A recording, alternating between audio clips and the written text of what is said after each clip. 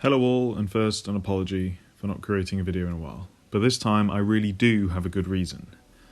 Over the last 9 months, between moving house, everything else, I've written a book, The Hermetic Hipster's Guide to the Traditions. I've always been reluctant to monetize this channel, mostly because I simply can't devote consistent time to creating content for it, but if you would like to support me, then buying this book by the link below will not only massively help me out and give me that much needed validation of having others appreciate my creative work, but it will also give you a book that hopefully inspires you to play and think about the world of Mage the Ascension even more. And as always, liking and subscribing and all that jazz is a massive boost to the channel as well.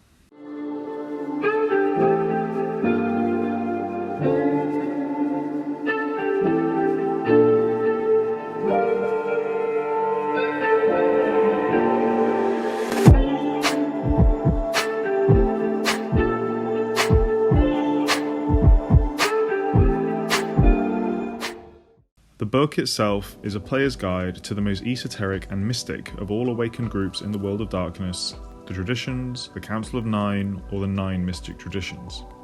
In the book you can find new backgrounds, new merits and flaws, as well as totally new mage artwork and stories that were created with real players, probably some of you listening now, to bring their characters to life and immortalize them.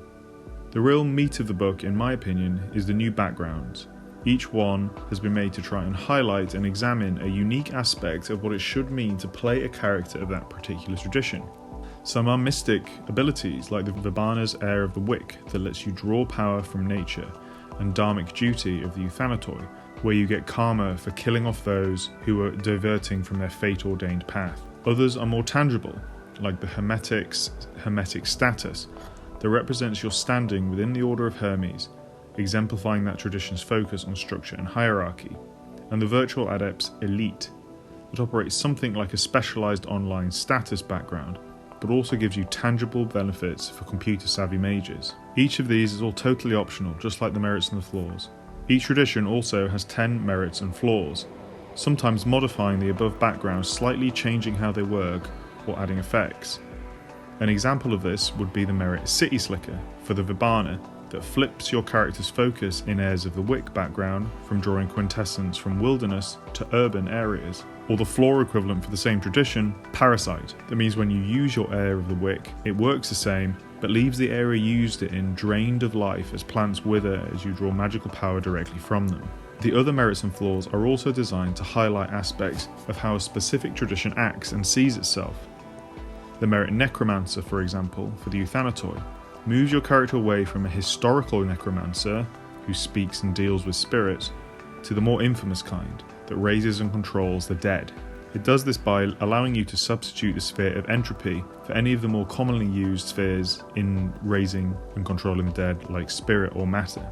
Another example of this is the Cult of Ecstasy flaw Dulled, where your character has pushed themselves so far in their desire to experience extreme sensation that they've dulled their own senses, meaning that they must push into virtually superhuman levels of excess to experience the same sensations that they've become addicted to.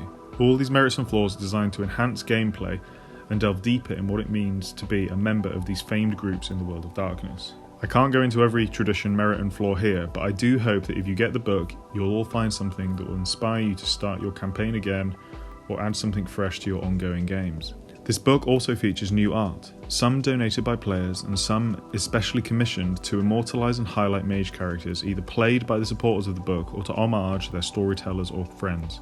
The stories are in the same way inspired by players, and I worked with them to try and best represent not only their character but also the tradition as a whole. The book has been an awful lot of hard work, and I really do hope that in my own small way it helps some players, old and new, get something more from their games of Mage. I really hope the book gives a bit of something to everyone, and as I've mentioned above, I've never been super comfortable monetizing the channel. But if you do want to support the book, then follow the link below, and if you like it, please leave a review.